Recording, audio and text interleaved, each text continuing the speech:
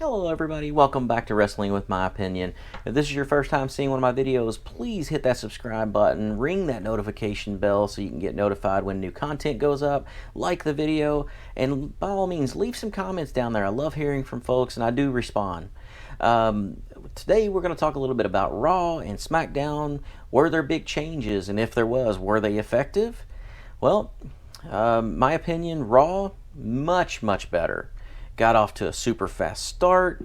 Lots of fun things happening right at the beginning. They seem to have started moving away from the PG, which I don't know how fast that'll happen. I think they're going to subtly start working things in, kind of like they did with this week, right off the bat, when you had the Strowman Lashley going through the set. Corey Graves, yells out on live TV, "Holy shit!" Wouldn't have had that happen even a week ago. So definitely showing a little bit of a change there.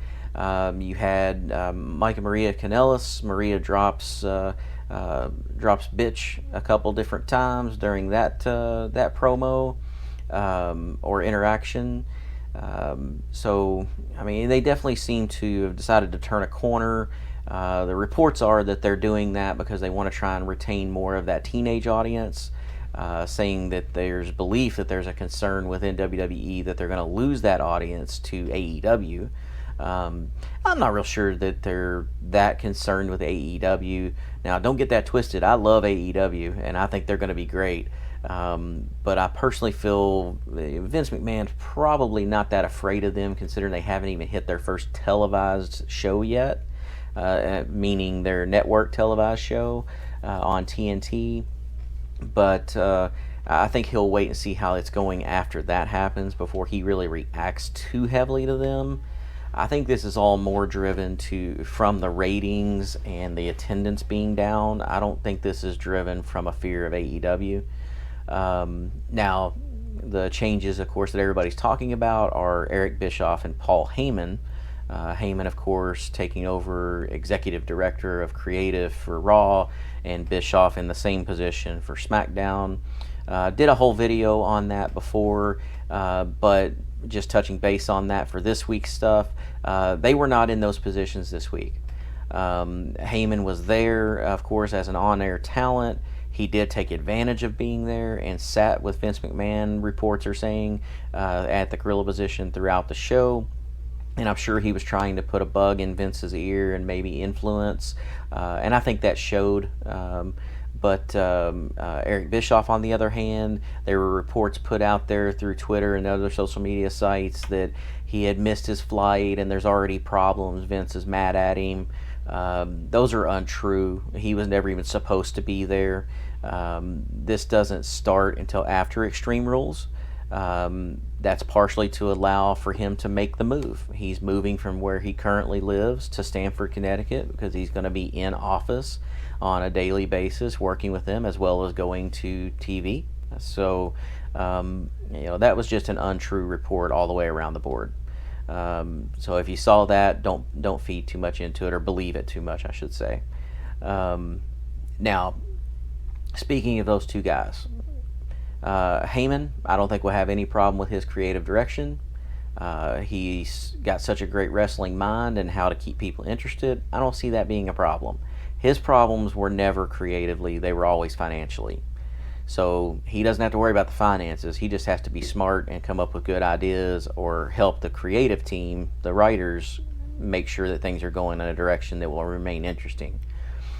Bischoff, in my opinion, is a wait and see. Listening to him talk about it on his podcast, he sounds as though he is very excited for this position. It's energized him. He's focused on going in there and trying to do the best job possible, and those are all awesome things. That making the move shows that he's making a serious commitment to doing this, which I think is great. My concern is also by listening to his podcast, because I enjoy his podcast with Conrad Thompson. A lot of times when they're talking about creative things, whether it's things that were good back in those WCW days, or things that were extremely bad back in those WCW days, he quite often references that he was not involved in creative. At least early on, really up until into 98, which, as a lot of us are aware, by the end of 1998, that's when things had already started to kind of go downhill. Now, that being said, information I've also learned from his podcast and the book by Guy Evans about Nitro, the TV show Nitro. It was around that same time, though, that Turner was changing hands, Turner Broadcasting, that is, and they hit a high point in 98 right around Bash at the Beach. They broke all kinds of records across the board, financially, attendance, ratings, everything. The very next week, the guy's being called into an office and told, you got to change the product. We don't want to go that route anymore. And you can imagine how frustrating that would be. You found a way that works, you've made it the best thing out there, and then they go, nope, sorry, change it, tone it down. That really would suck for him.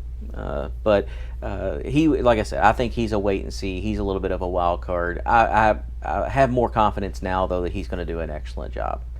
So overall, for the two shows, Raw, much improved. For the most part, I was entertained throughout the whole thing. The lowest of the low on that show, in my opinion, was the burying of Mike Kanellis.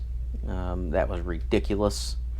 I don't care about the I'm pregnant part and Maria saying the things about you're not man enough. That I don't care about. That was just pro wrestling story lines, whatever. The part I disagree with is having him tap out to Becky Lynch. I like Becky Lynch, but I don't think having him tap out to her was the right move. I think that was the lowest point of the night. SmackDown, I don't think improved at all. It was same old, kicking off with Shane McMahon, Mr. Bore Me to Death, and it really never picked up from there. The high spot was probably Kevin Owens. He was great on the show. He did a lot of good stuff. They need to get back on that Kevin Owens bandwagon, in my opinion. He's one of my favorites. So hopefully that's where they're headed with all that. Rumor mill, they're wrapping up storylines before those two guys we discussed earlier, Heyman and Bischoff, take over. They're trying to wrap things up through Extreme Rules. I, for one, hope that's true. We'll have to wait and see. In the end, Vince McMahon still has all the power. Those guys can go in there and they can do all they want to do. But if he still sits there and says, nope, then it won't happen. It's just that simple. I feel like he's going to be a little bit more open. It sounds like he's kind of taking the kid gloves off a little bit. So hopefully that all happens. Anyway, with all that being said, I hope you enjoyed the video. Again, if you would, please hit that subscribe button. Please hit that notification bell. Throw a like on the video. And absolutely hit some comments in there. I want to hear from you. We'll do a question of the week. If you like, question of the week, give me your opinion on Raw and SmackDown for this week. Improved, unimproved. That's simple. Find me on Twitter at mypwopinion.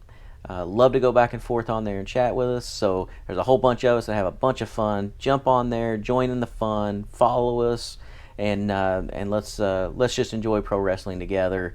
And as I always say, life's more fun when you're entertained. So turn on some pro wrestling or go to an event and have some fun. Thanks, guys.